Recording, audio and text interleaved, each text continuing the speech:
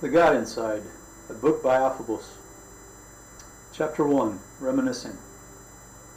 I've always been a little weird, strange, freak, weirdo. I've been called all those names and more. Those are just some of the nicer ones. I've always been happier with my own company, and I really don't have a problem with labels placed on me. A long time ago I did when my emotions were a maelstrom of anger, fear, confusion, hate, and sprinkled with lots of love, anguish, and questions. I started out normal enough, growing up, playing with friends, not being outstanding in anything, but about middle of the road. I was considered to be average, never did anything that really stood out and drew attention to myself. I made it almost all the way through grade school with average grades before it was discovered that I had bad astigmatism and never could read anything that was written on the board. After getting my first pair of glasses, my grades improved, as well as not falling off of any 300-foot cliffs accidentally. Of course, with the glasses came more material for the ones who liked to ridicule. One thing I never put up with, though, was abuse for others, and especially animals. I've stood up to many a bully throwing rocks at birds and rescued a couple of cats from kids bigger than me. As usual, I always ended up paying for my actions by lots of bruises and hurt feelings. I remember my mother telling me that when I was born I grabbed the scissors out of the doctor's tray. I don't know if that means I was supposed to become a doctor, a serial killer, or a tailor, but just one of the stories my mother used to say to everyone.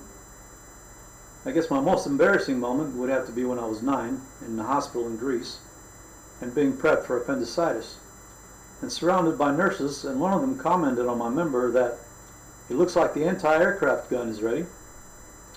Being the only boy and the youngest in the family, you'd think I would have had it made, but that's not always the case.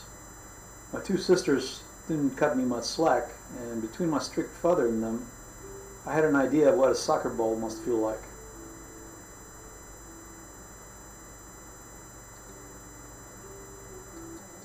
Growing up in Greece in the 60s, I guess, could best be compared to growing up in the States in the late 1800s.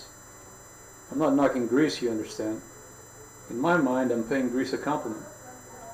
But that's another thing about me. My theme song has always been a line from Santa Esmeralda. For I'm just a soul whose intentions are good. Oh Lord, please don't let me be misunderstood. Where was I? Yeah, growing up in Greece in the 1960s. No phone, no lights, no motor cars. Okay, we did have lights and we did have electricity, but not the other two. Actually, moving around when I was little, we did live in some villages with no electricity. I do remember a kerosene lantern being used a few times, and that's about as far back as I can remember. One thing I'll never forget, though, was the day Kennedy was shot, and I was only 5. I was trying to figure out why all the adults around me were crying. It was also the one time during an earthquake in Athens when I was very small. I can tell you what I was eating and what I was wearing. It's a strange thing to mind. I do remember that in school there were desks that seated 3 kids in each one. The girls on one side of the room and the boys on the other. If you were bad, sometimes the punishment was to sit with the girls. I didn't mind that very much. What I did mind was the teacher asking me to hold out my hand, after which he proceeded to break his long wooden ruler on it. Ouch. The buzzer for breaks was a handheld bell, which one lucky kid got a run with out in the hall and ring. In place of a cafeteria, we had a guy who would come to the schoolyard with a sesame-covered koulouria that you could also wear as a bracelet. A large, tasty, crunchy, sesame-covered Greek-style pretzel. The heat in the winter came from a wood-burning stove in the middle of the room. After a wood delivery to the school, a beeline was made from the truck to the shed by the kids to store the wood. At home we had an iceman that would come by every morning and leave a big chunk of ice on the porch for the non-electric refrigerator. We had a milkman with genuine glass bottles as well. Services would come to our door. There was a blade sharpener who would sharpen everything in your house for pennies. There was a mattress fixer who would redo your mattress while you waited. There was also the guy who would make all your silverware look like new by dipping them in a really foul-smelling device. We also had the fruit and veggie vendor, who would come by with his donkey laden full of fresh produce from his own farm that he grew himself. He had his own scale, and my mother never failed to hail him. In the summer, an ice cream vendor would come by with his mobile cooler, which was powered by a bicycle in the back.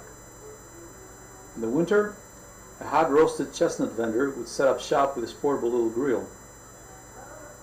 There was also the roasted corn cob vendor as well.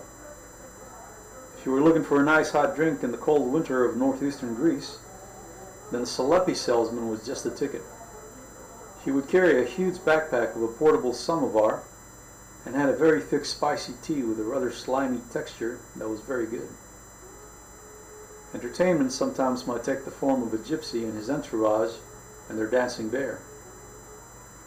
Swimming and snorkeling was on top of the list, and we had the best places to do it at. Once a week we would catch a movie. When I went with my mom, she would sneak in a couple of euros in her oversized purse, and it sure beat popcorn. Due to my astigmatism, she would read the captions for me to the movie, which was usually something like a Hercules flick starring Steve Reeves. Payback was when years later we were in the States and I had to do the same for her by translating the English to Greek as we watched TV. She never had the knack for language like I did. There was also the season for making and flying kites, which we did in the field that doubled as a soccer field. My father would make the kite and I was his helper. He would cut wild cane for the frame, and he would use strong wrapping paper for the body. My help came in the form of getting a bunch of newspapers and cutting long strips to make the tail with using twine. He used a simple homemade glue made from water and flour. I always consider our kites the best in the neighborhood, and I was very proud of them. We ended up using a lot of string until all you could see in the sky was a small tiny dot that was the kite. The string seemed to go up forever. One time my father built me a balalaika, which is a Russian folk guitar. I never learned how to play it, but it was one of my prized possessions. He picked the idea up in Russia, having spent time there during the war. He also picked up Russian, Czech, Slavic, German, Italian, and other languages. I take after him in the language department. Herbal tea was supplied by yours truly and my siblings by gathering wild chamomile to dry and have hot tea in the winter. I still remember that one time that I got stung in the face by a bee. We would dry and salt our own pumpkin seeds and have a nice jack-o'-lantern afterwards. Pumpkin pies my mom made using phyllo leaf instead of dough were the best. In all my years on this planet, I have yet to meet someone who would equal my mom's culinary skills. It was rare when someone turned down an invitation to eat at our house. As far as desserts go, though, my dad was in charge of that department, having been a pastry chef at one time. Come Easter time, which was the biggest holiday in Greece, the kids would go around challenging other kids to break their eggs. It's a Greek tradition to hold one egg while another person would try to break it with their egg. One person would say, "Christ has risen." The other would answer with, "He has truly risen." Whoever broke the other person's egg got to keep both eggs. Nobody had ever heard of cholesterol back then. I remember getting my mom's darning wooden egg and then painting it red and cleaning up. I remember on Easter Eve at midnight mass seeing what looked like fire rolling down the mountains at different places. It was the villages sprinkled here and there having processions with a priest in the lead, with each parishioner holding their lambada or Easter candle. It was very moving. I always looked forward to May Day. The 1st of May was the day everyone would hit the great outdoors and make a day of having picnics and gathering wildflowers, with which we made a wreath to hang in front of our door. The red paparuna flower was everywhere. My mom would make a certain homemade cognac using red cherries. Also lots of preserves made from figs, cherries, etc. In the winter we had our own type of aromatherapy that came from orange peels placed on top of the hot wood burning heater. The whole house smelled like orange. The daily early morning trip to the bakery was a ritual not to be missed, or the fresh bread would be gone till the next day. That on foot and a couple of miles, mostly uphill. This was usually my task. School was taking the same route, except it was another mile further up. You hear tales from old folks about walking miles to school. I lived it. We didn't have our own stove, so after my mother prepared the meal, my sister and I had to walk it for a couple of miles to the local baker, who happened to be across the highway, which was a 2-lane highway and up a small mountain. It was a hill and a park, but to me it was a small mountain. After which we'd leave it there till it was ready, and the fun part was the journey home. It was all downhill and me sneaking some potatoes out of the pan when my sister wasn't looking. No telephone, only one person had one in my neighborhood. We took the bus everywhere or we walked. The bicycle was a fantasy due to all the steep hills everywhere. The only person I ever saw riding a bicycle in Kavala was this one guy who used to go without a shirt summer or winter, and used to live on the wild side by grabbing hold of cars and buses as they slowly went up the hill and unwittingly gave him a free ride up. He was also a member of the local polar bear club, who would go to the beach and play volleyball in the middle of winter, wearing nothing but a pair of Speedos. No washing machine, unless you count my mother. Bathing time was in a large wash tub. Chapter 2. Kavala, northeastern Greece. Food was usually served out on the balcony overlooking the ocean.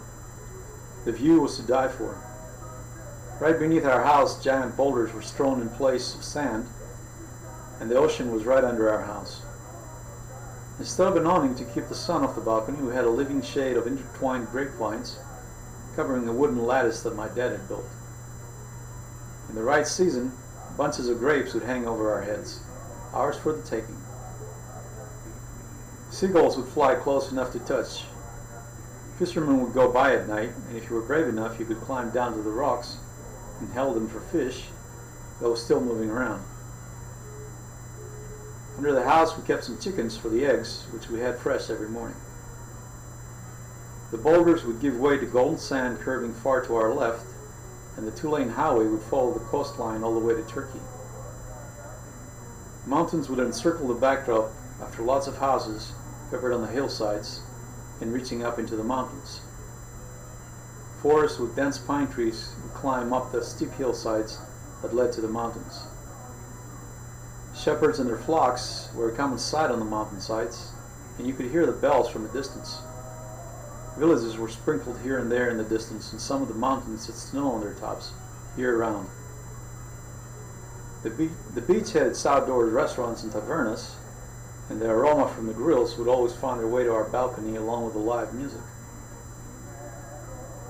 It would mix with the salty sea smell for its fragrance that was uniquely home. The best swimming was right under the house, and the water had a quick drop of about 300 feet. Not your gradual, shallow to deep experience. Out in the distance, you could see the island of Thasos, about half an hour ride on a ferry. It was a veritable paradise of olive trees, hidden coves, white sand, and clear water. The natives would raise olives, among other things, and there's a type of olive named after the island. Lots of honeybees, fig trees, and grapes growing wild in hidden caves that led to private beaches. A hidden ancient amphitheater surrounded by trees that had just the right poetic touch. I remember discovering the one restaurant one time that was just a kitchen and all the tables were outdoors overlooking the ocean. Instead of a ceiling, there was a canopy of grapes supported by olive trees. It was very peaceful. The kind of place you could write great poetry at. Field trips to the island was a grand occasion for the whole school, and especially me. I remember sitting under an olive tree hanging over a 500-foot cliff over the ocean, enjoying my mother's potato pancakes with feta cheese, olives, fresh bread, and tomatoes. A meal fit for a king. Schools also had parades you had to participate in during national holidays, as well as something called gymnastics exhibitions, which was something like synchronized Tai Chi that we all had to be trained in and participate with the whole school. It usually took place outdoors and a high point for family and friends, with lots of pictures taken. In the States, they had it made. The school week was 5 days and 2 days off, so you can do what you please. Not so in the old country. School was Monday through Saturday, and on Sunday the whole school had to meet in church for Sunday school. Since everybody was Greek Orthodox, it was mandatory. If you missed it, you better have a good written excuse or you're in big trouble. You just couldn't get away from school. That's what made summer break so special. I remember one kid who I considered lucky and didn't participate, a Jehovah's Witness. It made me want to change religion just for the free Sundays. Christmas was my favorite holiday because that's when I had the most money. Me and my friends would go Christmas caroling door to door, and we'd get a drachma here, 2 drachmas there, and lots of fun. Chapter 3, Culture Shock. My father had been planning to move to the States for years to rejoin relatives in Mississippi, and after a decade of planning, our moment had come. Finally, our visas were approved, and we would take off for the great U.S. of A. Well, I hope you liked the first couple of chapters from my book, and I would appreciate your review if you pick it up. Thanks again, and thanks for watching my video.